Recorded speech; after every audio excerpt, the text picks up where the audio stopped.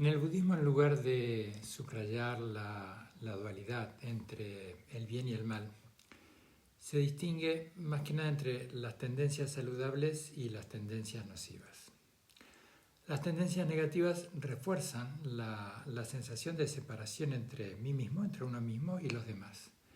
Y este distanciamiento tiende a opacar las relaciones humanas y acaba, por cierto, reificando, cosificando al otro, convirtiéndolo más en un objeto mental con el que especular en términos de ganancia o pérdida, que en un sujeto con necesidades similares a las propias, dando así nacimiento a la codicia y a la animadversión que surgen de ignorar que son más las cosas que nos unen que las que nos separan. Por eso deben ser transformadas en su contrapartida más saludable. La codicia en generosidad, la animadversión en benevolencia y la ignorancia en sabiduría. El tema de todas las enseñanzas budistas es cómo despertar nuestro auténtico corazón compasivo y nuestra brillante y sabia lucidez. En estos tiempos, cuando miramos las tendencias saludables de las que no lo son, encontramos que coexisten en una continua tensión el progreso digital con la desinformación. Por una parte descienden los niveles de pobreza extrema, pero aumenta la concentración de la fortuna. También conviven en esa coexistencia, en ese punto de tensión, la democracia con la autocracia, las primas desorbitantes a los CEOs, con contratos laborales precarios y economía sumergida en subsistencia. La globalización cultural con la deslocalización de la producción, la biotecnología, el cambio climático, la nanotecnología, crisis ecológicas y ahora mismo una guerra. Parafraseando a Marina Garcés en Ilustración Radical, una autora de nacionalidad española, una filósofa española, dice: hemos llegado a aceptar como un dogma la irreversibilidad de la catástrofe. Por eso, más allá del recorrido histórico donde la modernidad afirmaba un futuro para todos y de la posmodernidad que celebró un presente inagotable para cada uno, sentimos que nuestra época tiene una suerte de condición póstuma que nos lleva a sentir que solamente sobrevivimos unos contra otros en un tiempo que solo resta. Ante esto, busquemos en las tradiciones de sabiduría apoyos, inspiración y métodos de práctica que dialoguen con nuestro presente y enriquezcan nuestra presencia en él. La base de una sociedad sana es no dañar a los demás ni dañarnos a nosotros mismos. Y para crear esta sociedad sana hemos de repensarnos a nosotros mismos, para llegar precisamente a ser esos ciudadanos sanos. El requisito mínimo en esta tarea es permanecer atentos, por eso entrenamos la atención plena, para ver claramente con curiosidad y compasión cómo estamos pensando, cómo estamos sintiendo y cómo estamos actuando. Lo que Buda comprendió fue el sufrimiento humano, su origen y su extinción. Lo que Buda comprendió fue el sufrimiento humano, dukkha en sánscrito. Cómo funciona, qué lo causa y cómo superarlo y trascenderlo. Resumidamente podríamos entender a dukkha como una suerte de malestar básico que nos lleva a sentirnos siempre molestos por algo y que está contaminada por aquellas motivaciones ya nombradas. Pero la tarea no es solo personal, porque también nos encontramos con la tarea de repensarnos, de reeducar a nuestro ego grupal. Cuando nos sobreidentificamos desmedidamente con nuestra raza, nacionalidad, religión, etc., y discriminamos entre nosotros mismos, nuestros grupos y con otros grupos, pues también vemos que hoy en día contamos con instituciones sociales muy poderosas, mucho más poderosas que antaño. Y no solo contamos con egos individuales, sino también con egos grupales y también con egos institucionalizados. Al decir de David Lloyd, un maestro de la tradición Zen, maestro contemporáneo de nacionalidad norteamericana, desde esta perspectiva, parafraseando lo que él dice, lo que he leído de él, Desde esta perspectiva podríamos decir que el problema con las instituciones modernas es que tienden a cobrar vida propia bajo una nueva forma de ego colectivo. Los seres humanos tenemos una propensión a hacer las cosas más terribles si consideramos que la responsabilidad de estas cosas es de otros. Nos decimos que nosotros lo estamos haciendo medianamente bien, que solo estamos haciendo nuestro trabajo, que solo estamos cumpliendo con nuestro deber. Pero debemos relacionarnos con valores que contribuyan a aliviar el sufrimiento que vemos a nuestro alrededor, que por otro lado no es tan distinto al propio. Estas antiguas enseñanzas, las del budismo como las de tantas otras tradiciones de sabiduría, son muy esperanzadoras, son especialmente alentadoras y oportunas. La tarea es reeducarnos a nosotros mismos, para entonces luego reeducar a nuestra sociedad y construir juntos un mundo más habitable y más justo.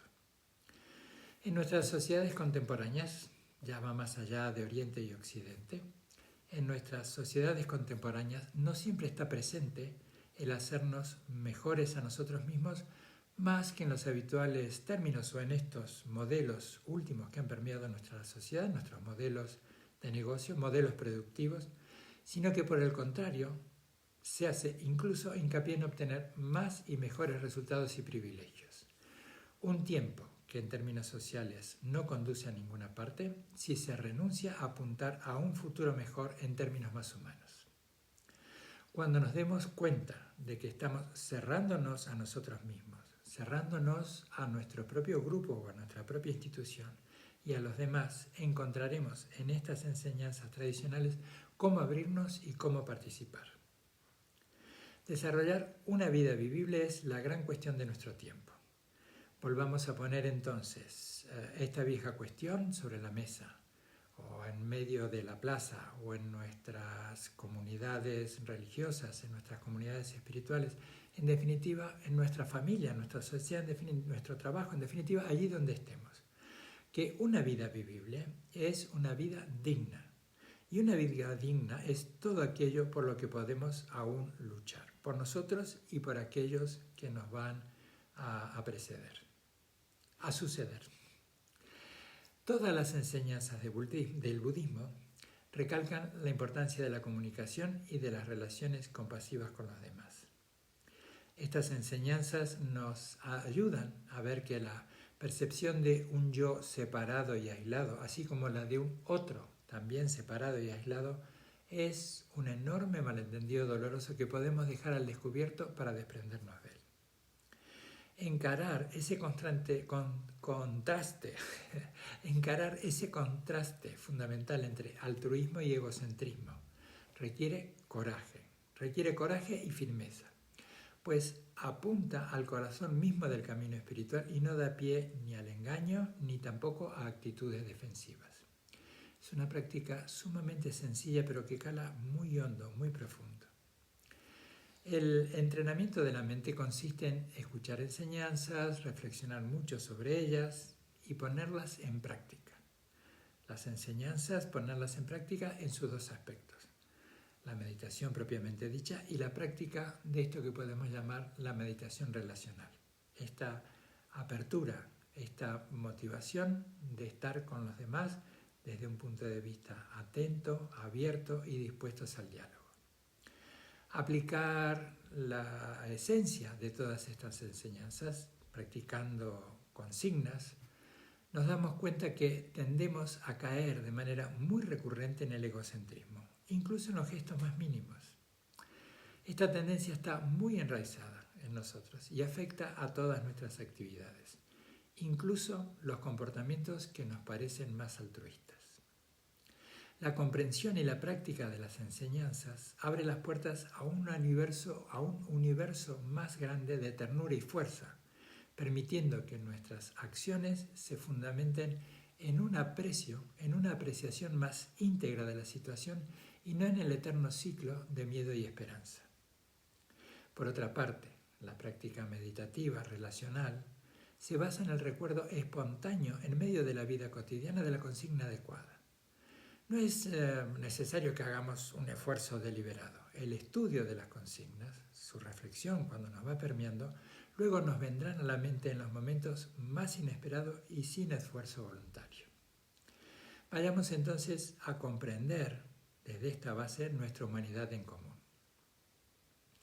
Uno de los factores que cohesionan más a nuestra vida comunitaria es encaminarnos hacia el activo reconocimiento de que habitamos una humanidad en común, al decir de su santidad el Dalai Lama. Que son más, como decía momentos atrás, que son más los puntos en común que nos vinculan que los que nos pueden distanciar. Que podemos trascender el individualismo limitante, el personal, el colectivo, el institucional, sin descuidar nuestras necesidades. Sin descuidar nuestras necesidades y marchando hacia un encuentro y conexión con los demás, dándole un propósito a nuestra vida.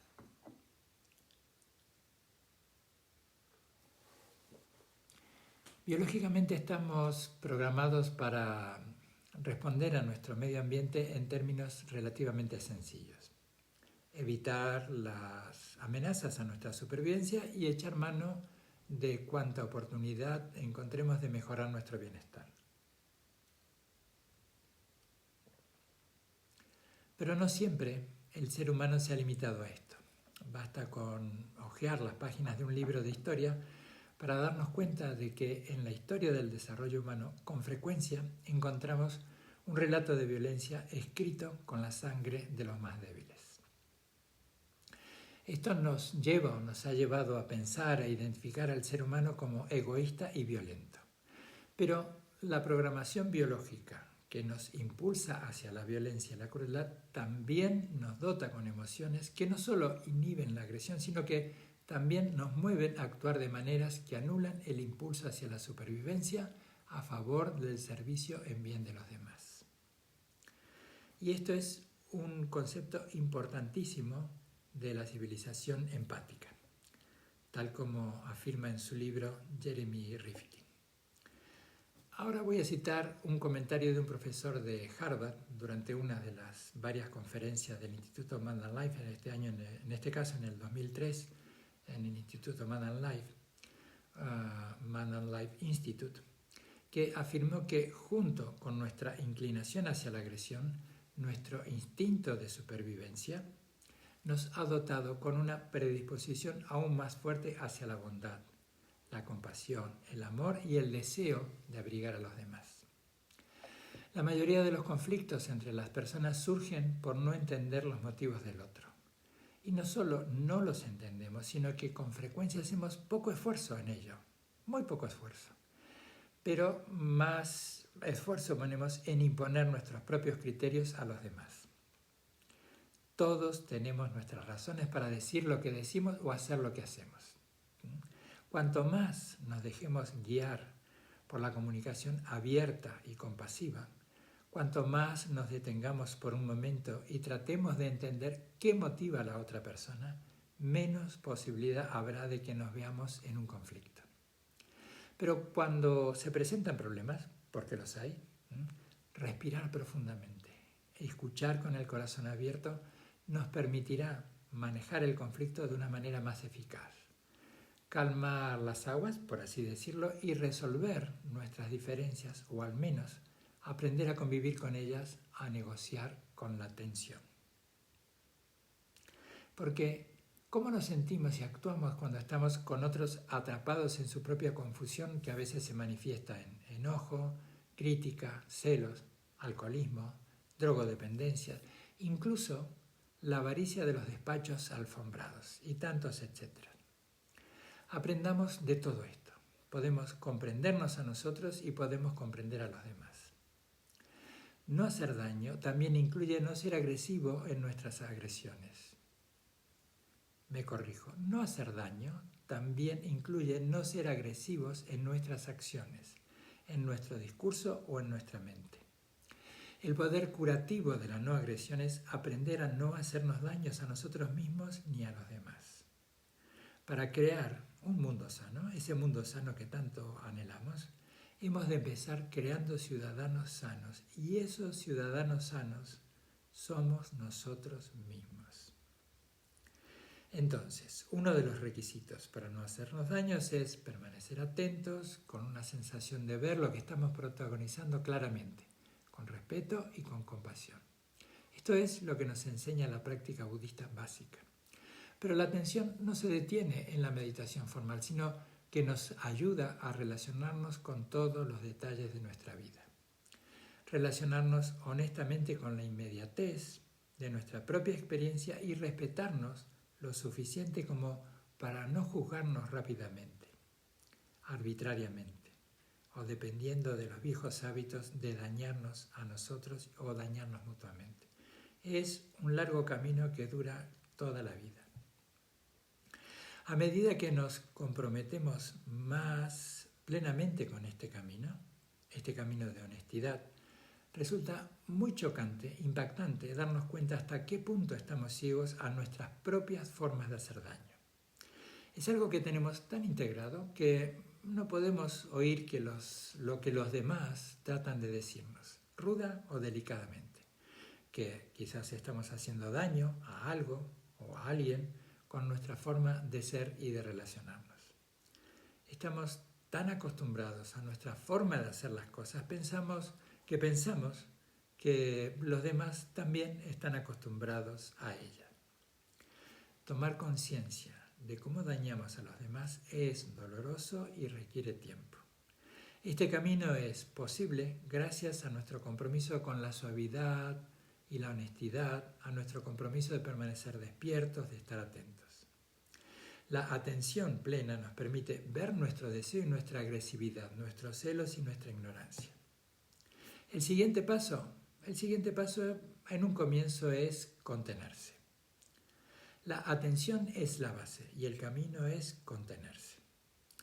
Ahora bien, contenerse. Contenerse es una de esas palabras que suenan un poco represoras. Sin embargo, en este contexto, en el contexto budista, el contenerse es en gran medida el método empleado para hacerse una persona amable, en un principio, ¿sí? Para hacerse una persona amable, sensata y coherente con sus principios. Contenerse es la habilidad de no buscar entretenimiento en el momento que nos sentimos ligeramente invadidos con el enojo o con cualquier otro tipo de incomodidad o tensión emocional. Contenerse es la habilidad de no buscar entretenimiento en el momento en el que nos sentimos invadidos por el enojo o por cualquier otro tipo de incomodidad o tensión emocional. ¿Qué es y cómo surge este entretenimiento? Pues es la fascinación por nuestra propia prisión emocional. Nos encerramos en una atmósfera en particular y olvidamos que podemos salir de ella. Así entonces comenzamos a explorar sus rincones atraídos por nuestras propias creaciones. Todos estos movimientos de la mente en principio son solo contenidos mentales. Si aprendiéramos a estar con lo que estamos sintiendo, en lugar de reaccionar ante ello, condenarlo o tratar de eliminarlo, y nos adentráramos más profundamente en la gestión de las emociones, tal vez pudiéramos aceptar más plenamente todo lo que la vida nos depara. A fin de cuentas, los problemas se tornan conflictivos cuando nos sentimos incómodos con los sentimientos que se activan en nuestro interior. No hacer daño requiere estar despierto. Y parte de estar despiertos es ralentizarnos lo suficiente como para tomar conciencia de lo que decimos y hacemos. Cuanto más vemos nuestras reacciones emocionales en cadena y cuanto más entendemos su funcionamiento, más fácil es contenerse. Estar despierto, ralentizarse y percibir se convierte entonces en un estilo de vida. La práctica es no rellenar inmediatamente el espacio porque simplemente hay una brecha, un espacio, hay un hueco. Es la liberación de la conflictividad que surge naturalmente cuando estamos sin ansiedad ante la imperfección, o ante la incomodidad, o ante el conflicto. Sin ansiedad. Finalizando, en nuestra búsqueda hacia el bien común, nos ayudará a reconocer que la antigua sabiduría espiritual, las antiguas sabidurías espirituales y los nuevos estudios sobre la psicología y el cerebro, la neurociencia, apuntan a la misma fuente de significado y felicidad. cultivar la compasión por nosotros mismos y los demás y por los demás, tal como afirma Paul Gilbert en su libro La mente compasiva. El enfoque compasivo ante la vida nos pide que nos enfrentemos cara a cara con estos problemas. Y en nuestro camino hacia la compasión nos enfrentaremos a numerosos retos. Cada uno de ellos reclamará de nosotros una minuciosa reflexión y las soluciones en lo colectivo, en lo comunitario, surgen cuando las personas trabajamos en equipo, aportando nuestras ideas, conocimientos y talentos.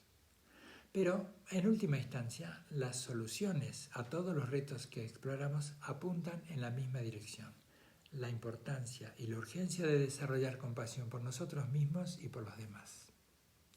Son retos que tienen importantes implicaciones en nuestras vidas personales, nuestra satisfacción y nuestro bienestar. Y también en seguir avanzando en organizarnos como grupos de individuos en sociedades que habitan este planeta con recursos limitados. La compasión y la atención plena no se basan solamente en reaccionar ante las cosas que ya han ocurrido, sino también en intentar crear para el futuro.